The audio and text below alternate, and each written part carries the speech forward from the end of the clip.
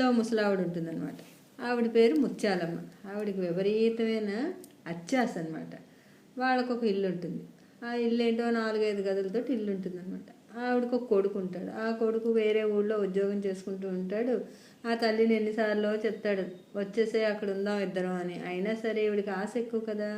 ఇక్కడే ఉండి ఆ ఇంటిని ఏం చేస్తుంది, వాటాల కిందంటే ఒక గది ఒకరికి, ఓ వరండా ఒకరికి అలా అద్దెలకు ఇచ్చేసి ఆ డబ్బంతా తీసుకుంటూ ఉంటుంది. ఇంకా అది కాకుండా 3 నెలలకు ఒకసారి అద్దెలు కూడా పెంచేస్తూ ఉంటుంది.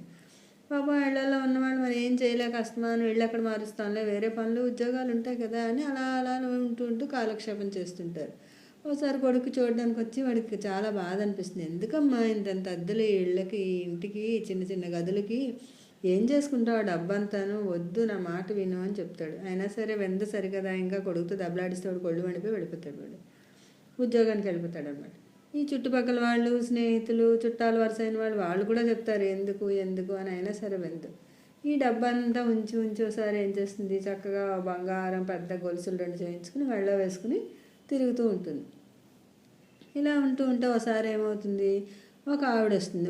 ఒక ఆవిడ వచ్చి, ఏమండి మీ ఇంట్లో ఏమైనా చిన్న గది ఉంటే ఇవ్వండి, నాకేం పెద్దగా అక్కర్లేదు, నాకు ఎవ్వరూ లేరు, నాకు కొడుకున్నాడు కానీ ఎప్పుడో ఒకసారి వస్తాడు వాడు అంతేను, నేను మాత్రం వండుకు తినడం కాసేపు అలా పక్కన మూలన పడుకుంటాను, నాకు చాలా పెద్ద గది ఏం అక్కర్లేదు అంటుంది. అంటే ఇంట్లో ఏ గది ఖాళీ లేదు దానికి తెలుసును. అయినా సరే ఆశ కదా, దీనికి డబ్బాస్ ఎక్కువ కదా, ఫోన్లో అలా అయితేను సరే నీకు ఇస్తాను కానీ నా గదిలోనే నేను ఉంచుకుంటాను, కానీ ఇంత అద్దె ఇవ్వాలి నువ్వు అని అంటుంది. అత్యాశ ఎక్కువైపోయింది అనమాట.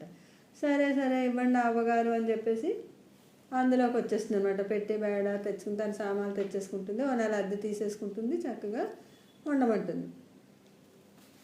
ఇలా ఇద్దరు ఉంటే ఓ రోజు ఏమవుతుంది, అందరూ ఆ అద్దెలుకున్న వాళ్ళందరూ ఏవో పనులు ఉంటాయి కదా, ఉద్యోగాలు వాటికి వెళ్ళిపోతారు. వాళ్ళు వెళ్ళడం చూస్తుంది ఈవిడ. ఈ కొత్తగా వచ్చిన వాడు చూసి చక్కగా ఆవిడ కొడుకు అని చెప్తుంది కదా, వాడికి కబురు పెడుతుంది. వాడు ఇంకో 2-3 తీసుకొని వస్తాడు. ఈవిడని ఏం చేస్తాడు, శుభ్రంగాను కట్టేసి ఆ నోట్లో గుడ్డలు కుక్కేసి ఏంటి బంగారం అవన్నీ ఇంకా విలువైన ఇంట్లో వస్తువులు ఏమన్నాయో అవి కూడా తీసేసుకుని వదిలేసి వెళ్ళిపోతారనమాట. సాయంత్రం అయిన తర్వాత అందరూ ఒకళ్ళు వచ్చి, ఏమిటి వాడ ముసలావిడ కనబడలేదు, ఏమైందా అని చూసేసరికల్లా కోన ఊపిరితో పడింది. మధ్యాహ్నం ఎప్పుడో 12 గంటలకు నోట్లో గుడ్డలు కొక్కి మంచానికి వేసి కట్టేసి పోయిందనమాట. వచ్చింది.